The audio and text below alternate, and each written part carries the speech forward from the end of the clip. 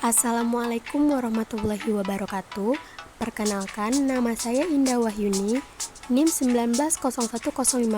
Kali ini saya akan menjelaskan tentang reologi.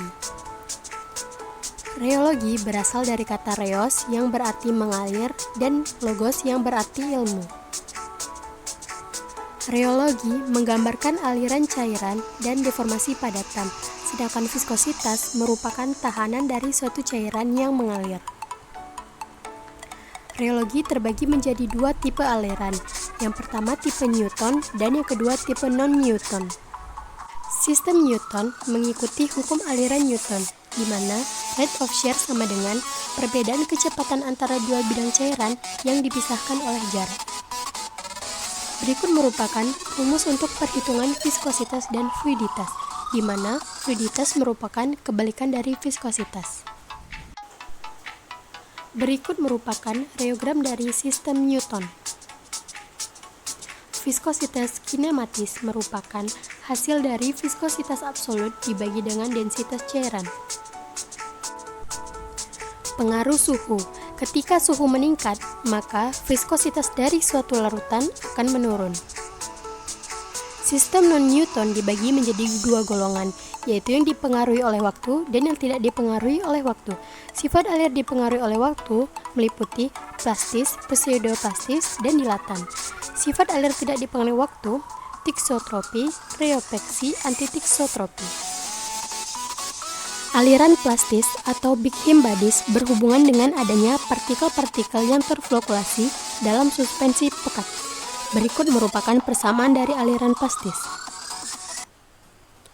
Yield value merupakan nilai yang dibutuhkan untuk memecahkan ikatan antar partikel yang terflokulasi, yang menyebabkan kenaikan shearing stress terhadap rate of shear.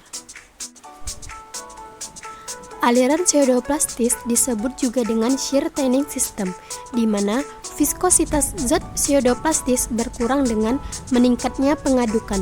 Berikut merupakan persamaan dari aliran pseudoplastis. Aliran dilatan merupakan kebalikan dari aliran pseudoplastis, di mana apabila rate of shear meningkat, maka hambatan yang mengalir juga meningkat. Aliran dilatan dapat menyebabkan partikel yang semulanya rapat menjadi renggang, serta suatu sediaan yang dikocok terus-menerus dapat membentuk pasta kaku. Aliran tiksotropi terdiri dari kombinasi aliran pseudoplastis dan plastis, di mana seorang farmasis menginginkan suatu sediaan suspensi yang cepat terdispersi, namun lama mengendap. Penentuan sifat alir tergantung pada pemilihan peralatan yang tepat. Ada dua jenis peralatan yang digunakan untuk menentukan sifat reologi, yaitu peralatan satu titik untuk sistem Newton dan peralatan titik ganda untuk sistem Newton dan non-Newton. Rheopeksi merupakan sifat alir non-Newton yang tidak mengikuti hukum Newton.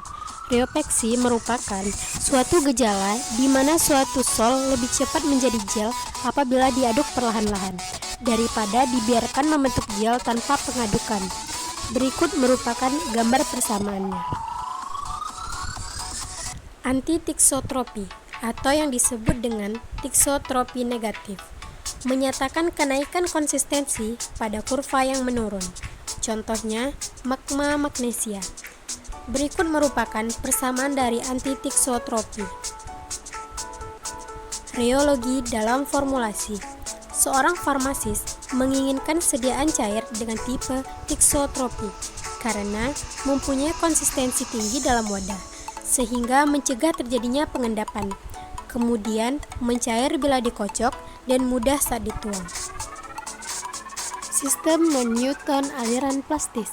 Ahli reologi menggolongkan badan Bingham padatan, yaitu zat-zat yang memperlihatkan yield value, dan cairan, yaitu zat-zat yang mulai mengalir pada tegangan geser terkecil dan tidak memperlihatkan yield value. Semakin banyak suspensi yang terflokulasi, maka semakin tinggi yield value.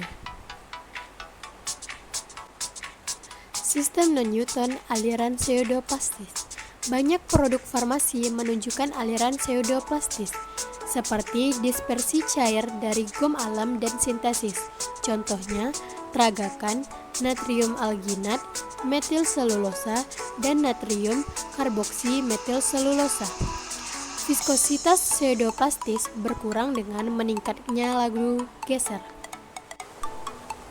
Aliran dilatan merupakan sistem yang mengalami peningkatan volume jika diberi geseran atau shear.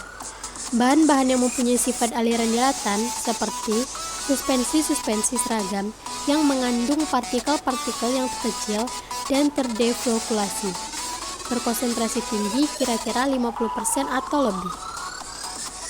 Macam-macam viskometer. Untuk bahan Newton, ada viskometer kapiler dan viskometer bola jatuh.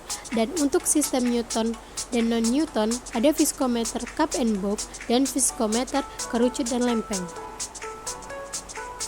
Psikoreologi merupakan sifat-sifat fisik lainnya dari sediaan yang terkait dengan sifat reologisnya, misal konsistensi, sensori, dan daya sebar salep.